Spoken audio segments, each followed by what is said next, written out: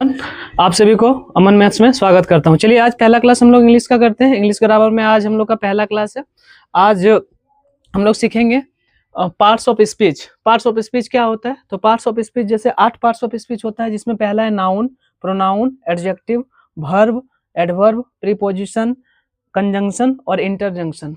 तो देखिए आज हम लोग सिर्फ बेसिक पढ़ेंगे और मेरा जो इंग्लिश ग्रामर पढ़ाने का पूरा प्रक्रिया रहेगा ये रहेगा कि सबसे पहले हम लोग बेसिक को कंप्लीट कर लें, सबसे पहले जान लें कि नाउन प्रोनाउन क्या होता है पूरा अच्छा से।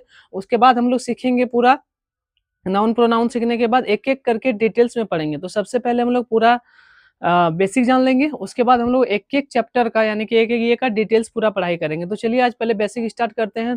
पार्ट्स ऑफ स्पीच में हम लोग जितना इंग्लिश में पढ़ते हैं, लिखते हैं या तो सुनते हैं, बोलते हैं, ये पार्ट्स ऑफ स्पीच के अंदर ही आता है। इसमें से एक एडजेक्टिव इसमें से एक आर्टिकल बचा हुआ है जो हम अभी सोचिए कि वो एडजेक्टिव के जैसा ही होता है और नाउन और प्रोनाउन के पहले लगता है। तो आज हम लोग पहले बेसिक में सबसे पहले बेसिक स्टार्ट करते हैं पार्ट्स ऑफ स्पीच, और हम जितना बताएंगे उतना ही लिखिए, क्योंकि धीरे धीरे धीरे धीरे करके आपको हर एक चीज बताया जाएगा। हर एक चीज, एक भी चीज नहीं ऐसा होगा कि यहाँ से छूटेगा, आपको हर एक चीज कंप्लीट कराएंगे। लेकिन सबसे पहले जो है आप इस बेसिक को पढ़िए। जैसे नाउन, नाउन नाउन क्या होता है? नाउन आप लोग जानते हैं कि नेमिंग वर्ड होता है। जितना भी नेमिंग वर्ड है सारा चीज यानी कि किसी पर्सन का, प्लेस का, थिंग्स का, और अंदर में जो आदमी का जो क्वालिटी होता है वो सब क्या होता है? नाउन होता है। हम लोग जैसे नाउन क्या होता है? नेमिंग वर्ड होता है, ये तो सबको पता है। चलिए आज जानते हैं कि नाउन जो होता है वो सेंटेंस में क्या क्या बन सकता है, क्या क्या रोल है सेंटेंस में। तो सेंटेंस में सबसे पहले नाउन जो सब्जेक्ट बन सकता है, ऑब्जेक्ट बन सकता है, प्रीपोजिशनल ऑब्जेक्ट बन सकता है यानी कि प्रीपोजिशन का ऑब्जेक्ट बन सकता है, और सब्जेक्ट कॉम्प्लीमेंट बन सकता है। सब्जेक्ट कॉम्प्लीमेंट अभी समझ में नहीं आएगा, सब्जेक्ट कॉम्प्लीमेंट बस याद रखिए कि सब्जेक्ट कॉम्प्लीमेंट बन सकता है। उसके बाद ऑब्जेक्ट कॉम्प्लीमेंट बन जाएगा। ऑब्जेक्ट कॉम्प्लीमेंट भी बन सकता है, लेकिन ये भी आपको अभी समझ में नहीं आएगा, क्योंकि धीरे धीरे जब हम लोग नेक्स्ट क्लास बढ़ेंगे तो उस समय सब्जेक्ट कॉम्प्लीमेंट क्या होता है, ऑब्जेक्ट कॉम्प्लीमेंट क्या होता है, सारा चीज समझ में चला आएगा। उसके बाद देखिए नेक्स्ट हम लोग प्रोनाउन पढ़ेंगे। तो प्रोनाउन पता है, अगर पहले से कुछ है तो उसको ये हटा देगा और उसके जगह में ये खुद आ जाएगा, उसको बोलते हैं प्रोनाउन। यानी कि प्रोनाउन क्या करता है? नाउन को ही रिप्रेजेंट करता है, यानी कि नाउन को हटा के उसके जगह में आता है, वो प्रोनाउन होता है। यानी कि नाउन को ही रिप्रेजेंट करेगा। स्टैंड फॉर नाउन, यानी कि नाउन के लिए ही खड़ा होगा।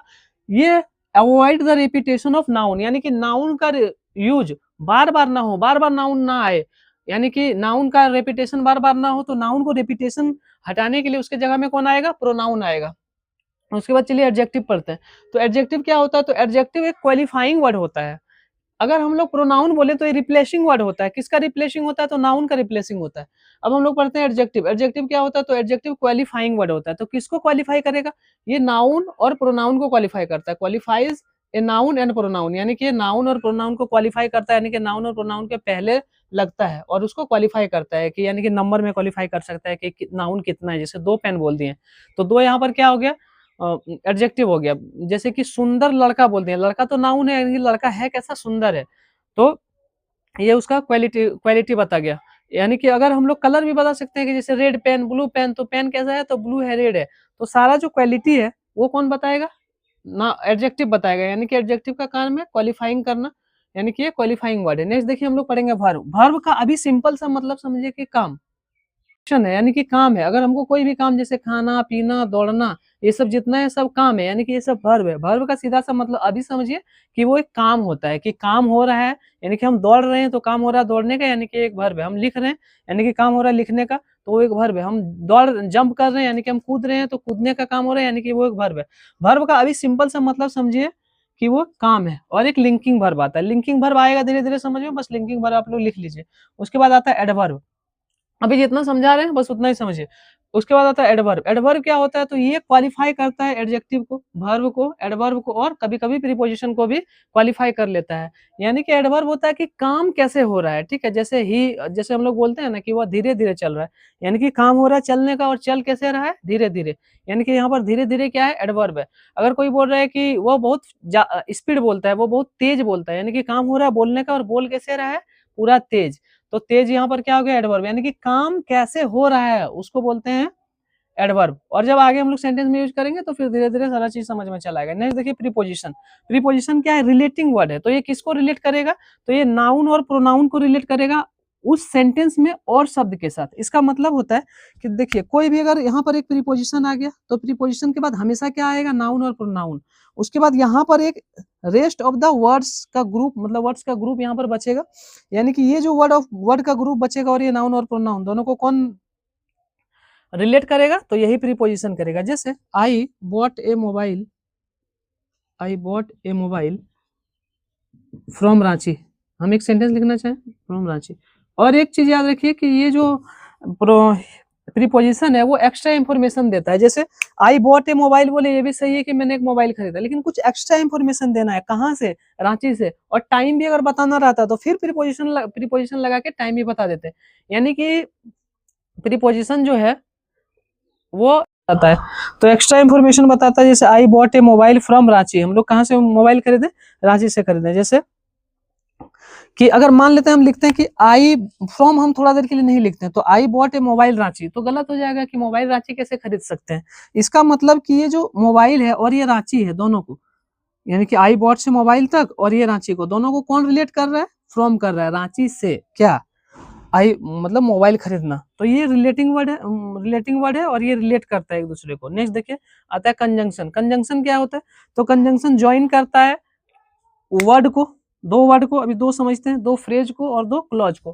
तो वर्ड और फ्रेज होता क्या है, सबसे पहले अगर हम लोग सोचेंगे कि ये वर्ड क्या होता है, तो वर्ड होता है लेटर का कॉम्बिनेशन, ठीक है, लेटर का कॉम्बिनेशन। जैसे कोई भी लेटर ए से जेड तक हम ले लिए, इसमें से कुछ लेटर उठा लिए और एक अच्छा उसका मीनिंग जैसे निकले, जैसे कोई भी जैसे हम एप्पल ही ले लिए, तो यहाँ पर क्या हो गया, ग्रुप ऑफ लेटर हुआ ना, तो ये वर्ड बन गया। तो ये दो वर्ड को भी जोड़ता है और फ्रेज को भी जोड़ता है। और क्लॉज, फ्रेज क्या हो गया, ग्रुप ऑफ वर्ड, बहुत सारा ग्रुप ऑफ वर्ड। फ्रेज मतलब जैसे सिंपली अभी समझिए, बाद में जब इसको पढ़ाएंगे क्लॉज तो उसमें डिटेल्स बता देंगे। जैसे सूरज कहाँ से उगता है, तो हमको बोलना पड़ेगा इन द ईस्ट, ठीक है।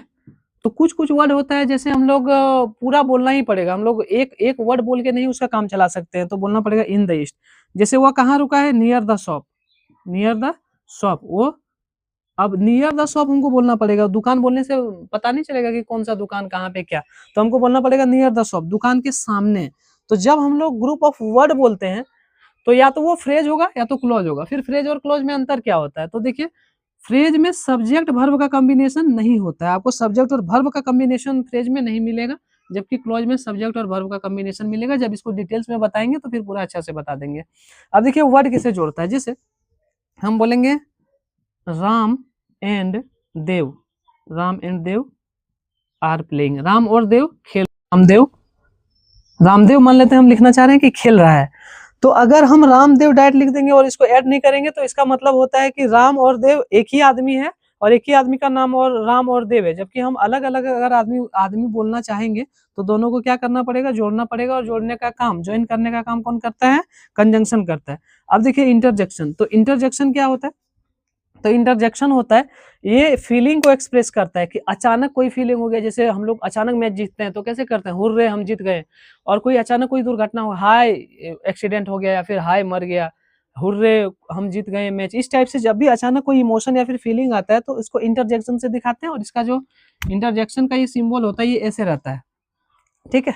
अब देखिए ये तो हो गया पूरा एक पार्ट्स ऑफ स्पीच के बारे में, थोड़ा करके आप लोग को नॉलेज दे दिए।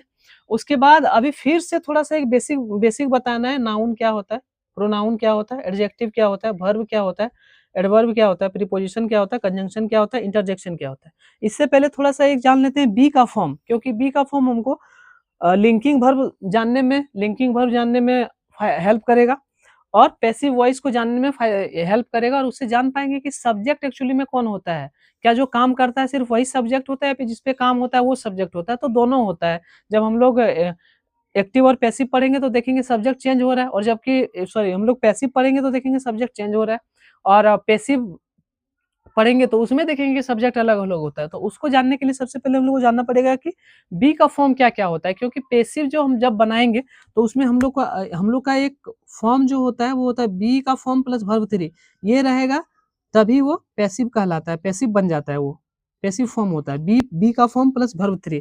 तो हम लोग यहाँ पर जानेंगे सबसे पहले कि बी का फॉर्म होता क्या है। तो बी का फॉर्म जो होता है इज एम आर होता है, वाज वेयर होता है, बीन भी बी का फॉर्म है और बीइंग भी बी का फॉर्म है। तो ये सब जो होता है बी का फॉर्म है और हमको ये सब याद रखना ही पड़ेगा ताकि हम लोग पूरा अच्छा वर्ब 3 आ गया तो वो पैसिव का फॉर्म हो गया। इसको ये तो अभी बेसिक से भी मतलब 0 लेवल का है, हर एक चीज सिर्फ हमको सिर्फ ये बताना था कि पार्ट्स ऑफ स्पीच 8 होता है और ये होता है। अब हम लोग एक बार फिर से पढ़ेंगे इसके बारे में थोड़ा सा ब्रीफ में, पूरा 8 के बारे में थोड़ा थोड़ा करके पढ़ेंगे, फिर डिटेल्स में एक एक चैप्टर करके खत्म करेंगे। ठीक है, चलिए आप लोग इसको पॉज कीजिए और पूरा अच्छा से इसको उतार लीजिए। चलिए ठीक है, उतारिए। क्वालिफाइंग वर्ड, वर्ब क्या है? वर्ब एक एक्शन वर्ड है। एक्शन यानी कि एक्शन वर्ब जो है वो एक्शन है, यानी कि काम है। अगर हमको कोई भी काम जैसे खाना पीना दौड़ना ये सब जितना है सब काम है, यानी कि ये सब वर्ब है। वर्ब का सीधा सा मतलब अभी समझिए कि वो एक काम होता है, कि काम हो रहा है, यानी कि हम दौड़ रहे हैं तो काम हो रहा है दौड़ने का, यानी कि एक वर्ब है। हम लिख रहे हैं यानी कि काम हो रहा है लिखने का, तो वो एक वर्ब है। हम जंप कर रहे हैं यानी कि हम कूद रहे हैं तो कूदने का काम हो रहा है, यानी कि वो एक वर्ब है। वर्ब का अभी सिंपल सा मतलब समझिए कि वो काम है। और एक लिंकिंग वर्ब आता है, लिंकिंग वर्ब आएगा धीरे धीरे समझ में, बस लिंकिंग वर्ब आप लोग लिख लीजिए। उसके बाद आता है एडवर्ब, अभी जितना समझा रहे हैं बस उतना ही समझिए। उसके बाद आता है एडवर्ब। एडवर्ब क्या होता है? तो ये क्वालिफाई करता है एडजेक्टिव को, वर्ब को, एडवर्ब को, और कभी कभी प्रीपोजिशन को भी क्वालिफाई कर लेता है। यानी कि एडवर्ब होता है कि काम कैसे हो रहा है। ठीक है, जैसे हम लोग बोलते हैं ना कि वह धीरे धीरे चल रहा है, यानी कि काम हो रहा है चलने का, और चल कैसे रहा है? धीरे धीरे। यानी कि यहाँ पर धीरे धीरे क्या है? एडवर्ब है। अगर कोई बोल रहा है कि वो बहुत स्पीड बोलता है, वो बहुत तेज बोलता है, यानी कि काम हो रहा है बोलने का और बोल कैसे रहा है? पूरा तेज। तो तेज यहाँ पर क्या हो गया? एडवर्ब, यानी कि काम कैसे हो रहा है उसको बोलते हैं एडवर्ब। और जब आगे हम लोग सेंटेंस में यूज करेंगे तो फिर धीरे धीरे सारा चीज समझ में चला आएगा। नेक्स्ट देखिए प्रीपोजिशन। प्रीपोजिशन क्या है? रिलेटिंग वर्ड है। तो ये किसको रिलेट करेगा? तो ये नाउन और प्रोनाउन को रिलेट करेगा उस सेंटेंस में और शब्द के साथ। इसका मतलब होता है कि देखिए कोई भी अगर यहाँ पर एक प्रीपोजिशन आ गया तो प्रीपोजिशन के बाद हमेशा क्या आएगा? नाउन और प्रोनाउन। उसके बाद यहाँ पर एक रेस्ट ऑफ द वर्ड्स का ग्रुप, मतलब वर्ड्स का ग्रुप यहाँ पर बचेगा, यानी कि ये जो वर्ड का ग्रुप बचेगा और ये नाउन और प्रोनाउन दोनों को कौन रिलेट करेगा? तो यही प्रीपोजिशन करेगा। जैसे I bought A mobile, I bought A mobile from Ranchi, हम एक सेंटेंस लिखना चाहें फ्रॉम रांची। और एक चीज याद रखिए कि ये जो प्रीपोजिशन है वो एक्स्ट्रा इंफॉर्मेशन देता है। जैसे आई बॉट ए मोबाइल बोले ये भी सही है कि मैंने एक मोबाइल खरीदा, लेकिन कुछ एक्स्ट्रा इंफॉर्मेशन देना है। कहाँ से? रांची से। और टाइम भी अगर बताना रहता तो फिर प्रीपोजिशन लगा के टाइम भी बता देते। यानी कि प्रीपोजिशन जो है वो